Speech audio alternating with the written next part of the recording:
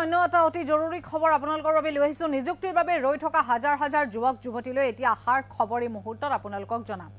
কেতিয়া কোনটো বিভাগৰ নিযুক্তি মুখ্যমন্ত্ৰী এইবাৰ এখন বিশেষ তালিকা প্ৰকাশ কৰিছে ফেচবুক লাইভ যোগে সদৰি কৰিছে মুখ্যমন্ত্ৰী ডক্টৰ হিমন্ত বিশ্ব শৰ্মাই এডিআৰিত এতিয়ালৈকে নিযুক্তি নোহোৱাক লৈ অধৈৰ্য হ'ব নালাগে সকলো কাম নিয়াৰিকৈ হ'বলৈ চৰকাৰে সদায় হাতীৰ দৰে খোজ কাঢ়ে 15 জানুৱাৰীৰ আগে আগে এডিআৰিৰ চতুৰ্থ বৰ্গৰ পদত নিযুক্তিৰ আসলতে যে অনুষ্ঠান বা যে কাৰ্যসূচী হে আৰম্ভ হ'ব বুলিও মুখ্যমন্ত্ৰী ডক্টৰ হিমন্ত বিশ্ব শৰ্মাই বৃহৎ ঘোষণা কৰে এই বিষয়ত তথ্য আগবঢ়ায়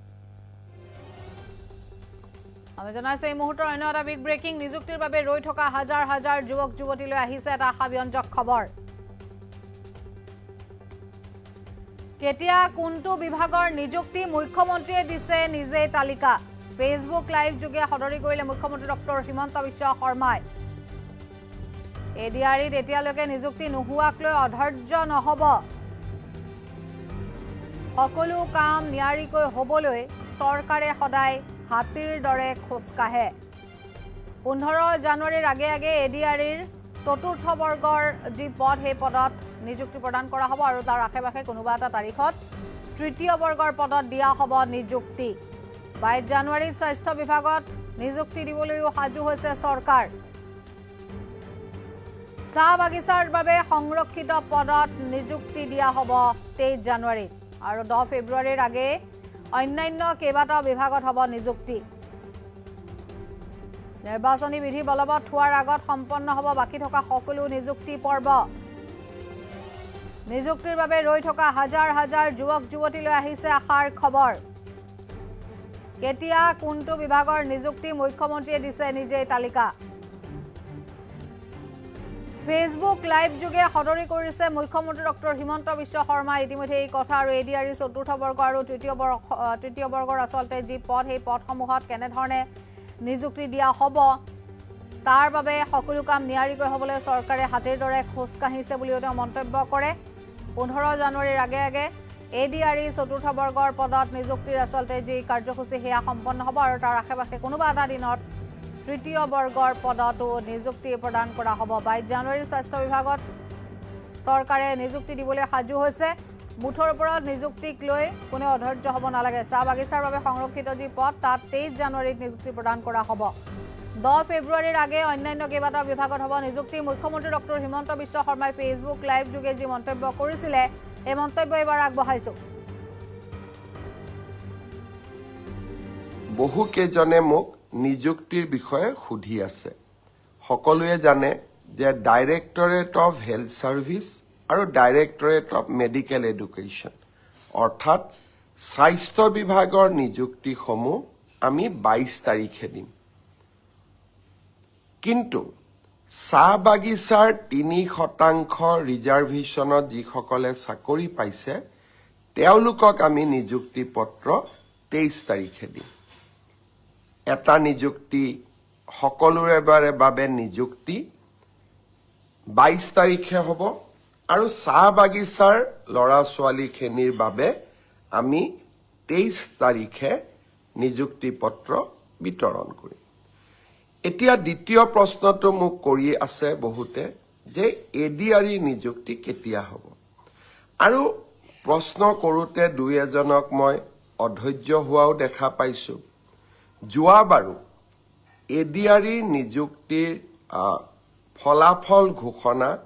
আৰু নিযুক্তিৰ মাজত যথেষ্ট সময় আমি লৈছিলো কাৰণ যিসকলে খুব সোনকালে ইম্পেচেণ্ট হৈ যায় তেওঁলোকক মই এটা কথা বুজাব খোজো যে আমাৰ যুৱক সমাজৰ বা উদীয়মান যুৱকসকলৰ আমি সকলো কথাতে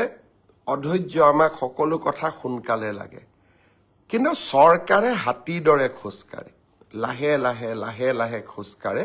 যাতে ভুল হৈ নাযায় এডিআৰি তৃতীয় আৰু চতুৰ্থ বৰ্গৰ নিযুক্তিৰ পিছত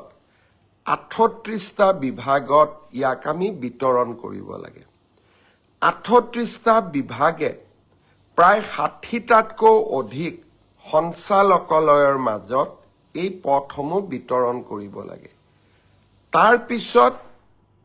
তেওঁলোকক আকৌ অসমৰ বিভিন্ন জিলাত ভাগ কৰি আমি নিযুক্তি দিব লাগে জিলা বিষয়াসকলে তেওঁলোকক ব্লক বা আন আৰু তলৰ কাৰ্যালয়লৈকে প্ৰেৰণ কৰিব লাগে ই এটা ডাঙৰ প্ৰক্ৰিয়া ইয়াৰ মাজতে দিব্যাংগ যিসকল 3% দিব্যাংগ যিসকলে চাকৰি পায় তেওঁলোককো আমি মেডিকেলি আৰু এবাৰ পৰীক্ষা কৰিব লাগে গুৱাহাটী চিকিৎসা মহাবিদ্যালয় এই গোটেই প্ৰক্ৰিয়াখিনি সমাপ্ত কৰোঁতে আমি ডিচেম্বৰ মাহলৈকে আমাক সময় লাগিব জানুৱাৰী মাহৰ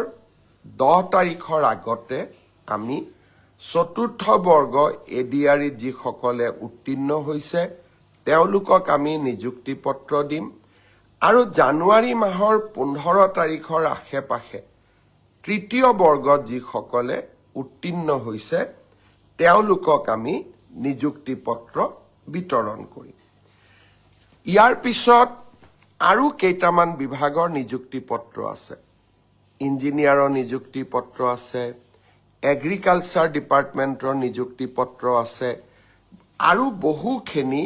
বিভাগীয় নিযুক্তি পত্ৰ আমাৰ সন্মুখত আছে বিভাগীয় নিযুক্তি পত্ৰখিনি আমি ফেব্ৰুৱাৰী মাহৰ 10 তাৰিখৰ আগতে আমি শেষ কৰিম কাৰণ নিৰ্বাচনৰ মডেল কোড অফ কণ্ডাক্ট যোৱাবাৰ 27 ফেব্ৰুৱাৰীত আহিছিল আৰু সেই কাৰণে আমি অত্যন্ত সচেতন যাতে মডেল কোড অফ কণ্ডাক্ট অহাৰ আগতে আমি নিযুক্তি পত্ৰসমূহ দি সমাপ্ত কৰিব পাৰোঁ সৰ্বশিক্ষা অভিযানৰ যিসকল শিক্ষক